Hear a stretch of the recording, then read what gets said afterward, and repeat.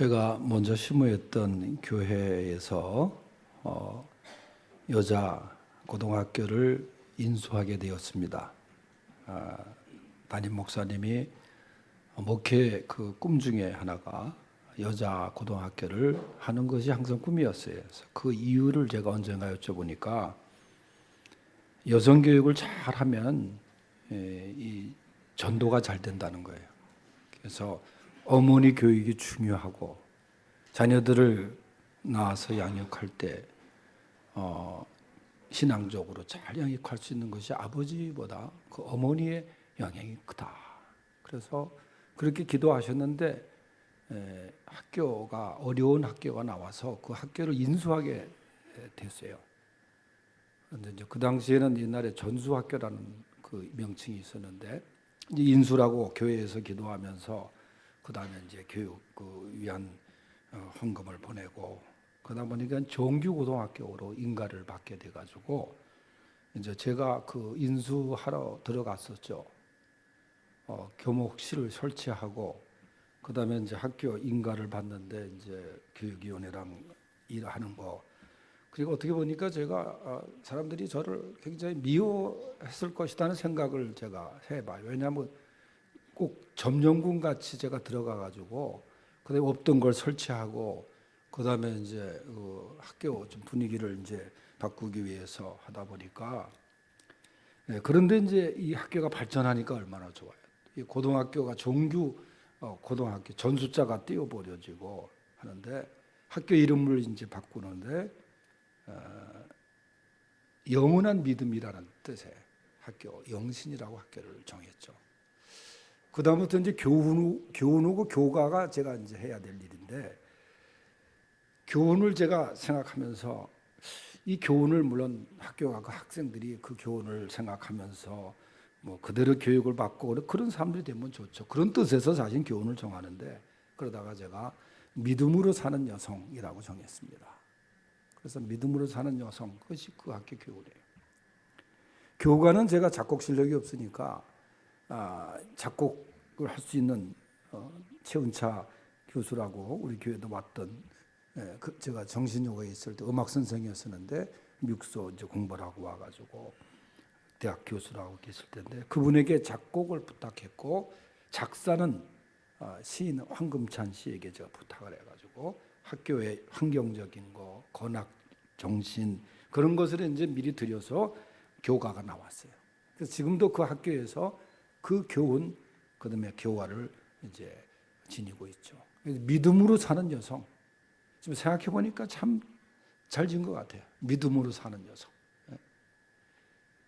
3.1절 100주년을 보냈습니다만은 일제강점기 때도 우리 믿음의 여성들이 얼마나 나라 독립을 위해서 수고했습니까? 유관순 열사도 그렇고 김마리아 선생도 그렇고.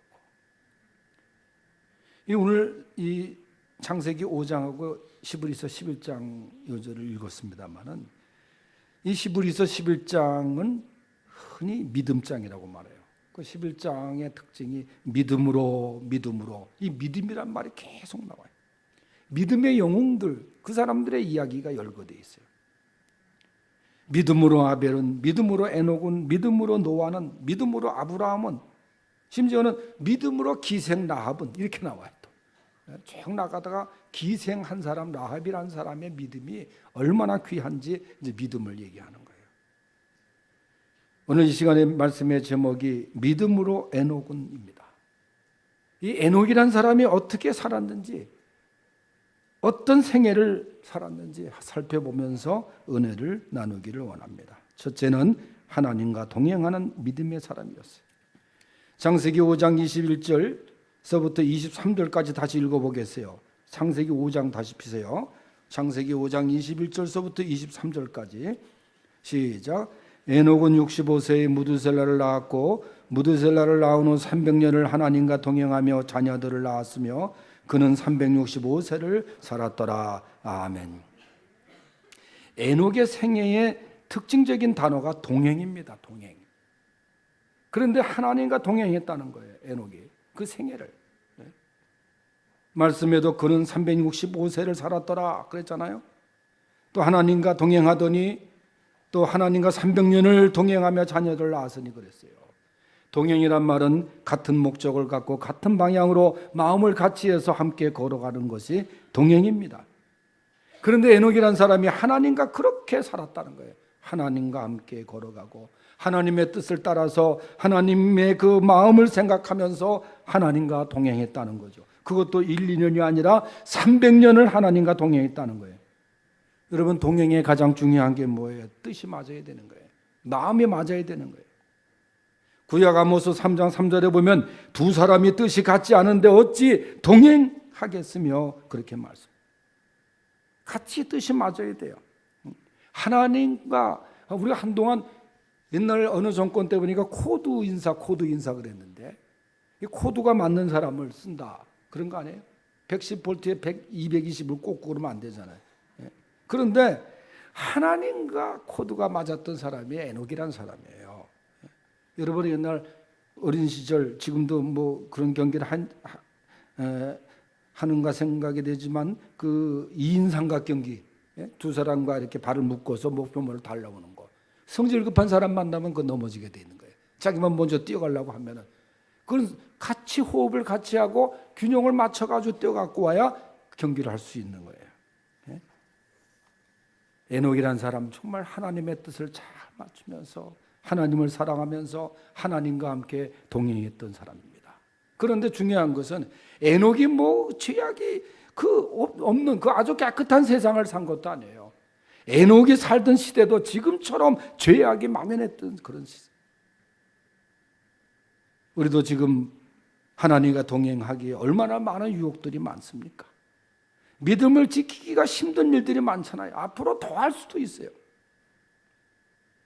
에녹의 뒤를 이은 노아의 시대도 마찬가지입니다. 창세기 6장 5절에 보면은 여호와께서 사람의 죄악이 세상에 가득함과 그의 마음으로 생각하는 모든 계획이 항상 악할 뿐임을 보시고 땅 위에 있는 사람 지으셨음을 한탄하사 마음에 근심하시고 내가 창조한 사람을 내가 지면에서 쓸어버리되. 오죽했으면 하나님께서 죄악이 가득한 세상을 바라보고 사람들을 홍수로 심판을 하셨겠습니까? 그런데 에녹도 그렇고 노아가 뭐라 그랬습니까? 6장 8절에 보면 그러나 노아는 여호와께 은혜를 입었더라. 그런 세상이지만 그런 세상에 살고 있는 사람 중에도 에녹처럼 노아처럼 하나님과 동행하며 은혜를 입는 사람이 있다는 거예요. 바로 여러분들이 그러한 주인공들이 다 될 수 있기를 바랍니다. 하나님과 동행하십시오. 세상과 동행하는 것이 잠시 쾌락을 줄 수 있을지 몰라요. 그러나 그것은 우리에게 해를 주는 거예요. 에녹처럼 하나님과 아름다운 동행자들이 되기를 바랍니다. 찬송가 430장 옛 선지자 에녹같이 우리들도 천국에 들려 올라갈 때까지 주와 같이 걷겠네. 한 걸음 한 걸음 주 예수와 함께 날마다 걸어가리. 430장 찬송가 우리 이 옛 선지자 에녹같이 이 찬송 말씀 생각하면서 같이 불러보겠습니다. 430장 4절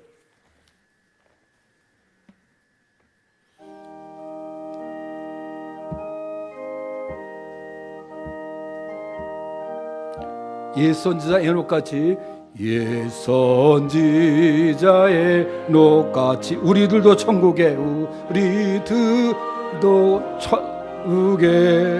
들려 올라갈 때까지 주와 같이 걷겠네.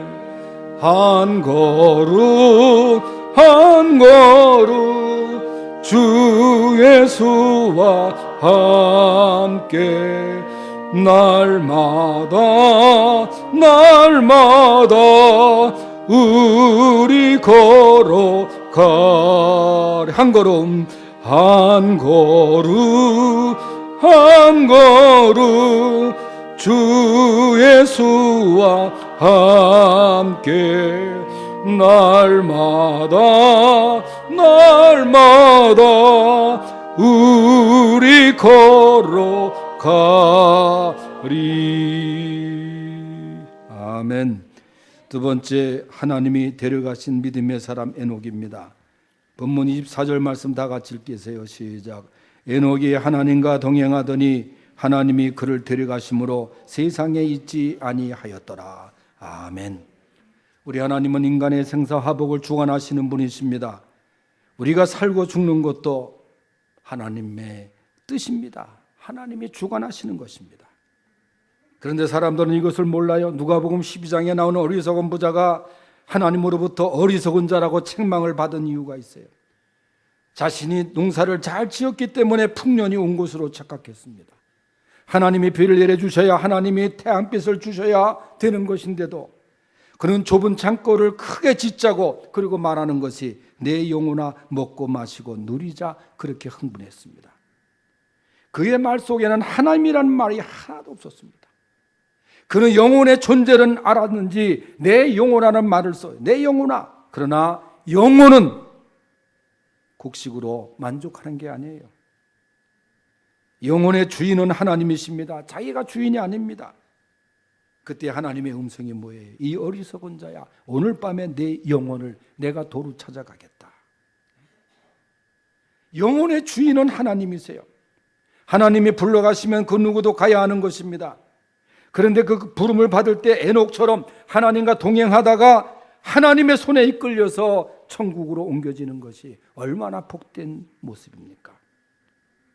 아마 그날도 에녹은 하나님의 손을 잡고 하나님과 산책을 합니다. 그런데 하나님께서 말씀하기를 이제 나와 함께 영원한 산책을 하자. 그리고 하늘나라로 데려가신 거예요. 얼마나 귀한 모습입니까? 성경은 에녹이 죽었다고 세상을 떠났다고 하지 않았어요. 하나님이 데려가셨다, 그렇게 말씀해요. 이 얼마나 복된 죽음입니까? 히브리서 11장 5절에 이는 이렇게 말해요. 에녹은 죽음을 보지 않고 옮겨졌다. 죽음을 보지 않고 하나님이 옮겨주셨다, 그런 얘기입니다.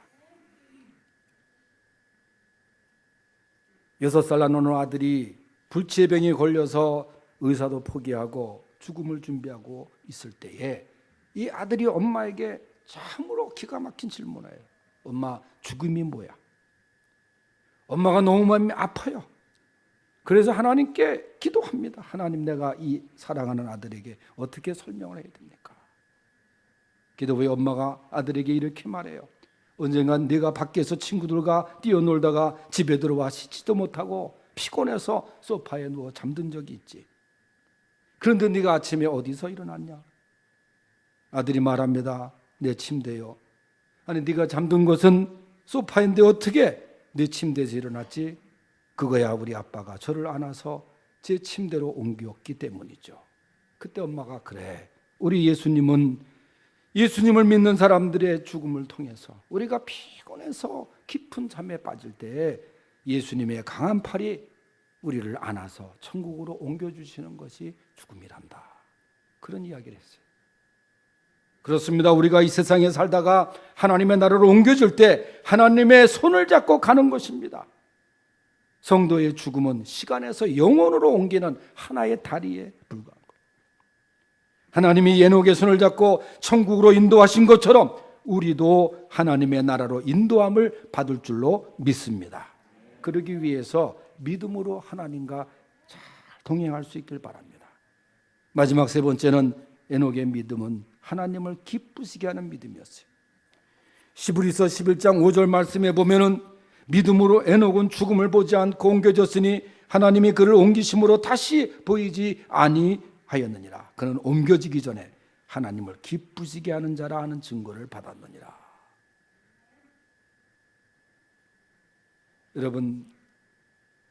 여러분들께서 혹시 내가 하나님의 부름을 받고 갈 때 내가 내 묘비명을 쓸 수 있다, 그럼 무슨 말을 쓰겠어요?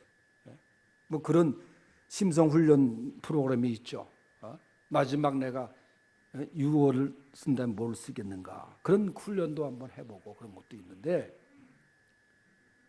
저는 이 에녹이라는 사람의 무덤이 어디 있는지 모르고 없을 거예요. 하나님이 직접 데려가셨는데, 그럼 에녹이라는 사람의 묘비명을 남긴다고 할 때 어떤 글을 남길 수 있을까? 바로 이 말씀입니다. 하나님을 기쁘시게 한 사람. 이게 오늘 성경에 있잖아요. 하나님을 근신시킨 사람이 아니라 하나님을 기쁘시게 한 사람.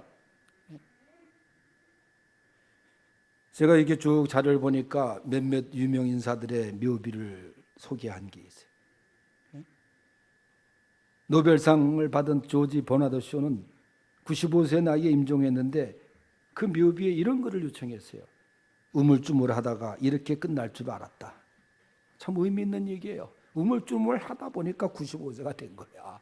예?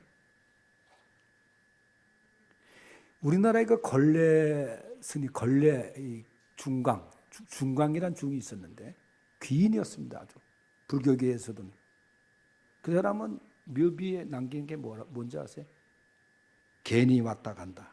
이게 불교는 윤회니까 자기가 전생에 뭔지 모르니까 그 중광의 묘에는 괜히 왔다 간다. 여기 용인의 천주교묘지에 있는 김수환 추경이 그렇게 했어요. 주님은 나의 목자시니 나는 아쉬울 것이 없어라. 그거는 이제 캐톨릭 성가에 나오는 시편 23편의 성가의 제목입니다. 야훼는 나의 목자, 아쉬울 것 없어라. 그러니까 나는 부족함이 없도다. 그런 다윗의 고백의 성경이죠. 카네기라는 사람은 자기보다 훌륭한 사람들을 곁에 모으는 기술을 가졌던 사람이 여기에 잠들다. 모파상은 나는 모든 것을 갖고자 했지만 결국 아무것도 갖지 못했다.